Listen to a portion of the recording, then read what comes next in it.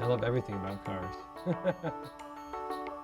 I was told by my parents that I was obsessed with cars from, the crib basically onwards. I really love the sound of engines. I love the sort of fluid shapes of car design. So it's just kind of, for me, it all comes together in a very emotional way of just the sound, the looks, and the actual thrill of driving cars is just a big thing for me. The G80 Sport has a really nice engine note that you kind of hear in the higher RPMs.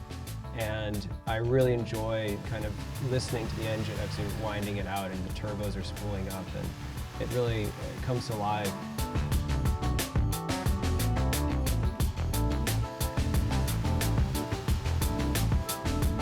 With watch design, one of the biggest constraints is the wrist, and proportion really has to do with how the watch is going to sit on the wrist. And so with a car, it's about sitting on the road.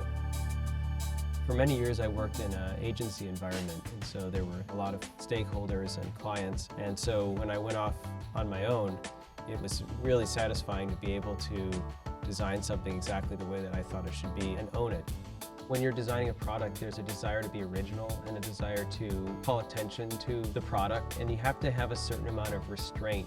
I think the most appealing thing about the Genesis G80 Sport is the fact that it is such a clean design, and it is such a well-proportioned car.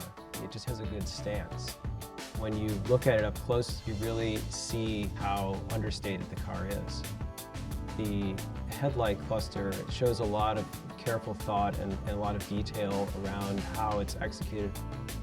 I think the ultimate sense of having power is when you have control over your own circumstances and you make decisions that you have agency over.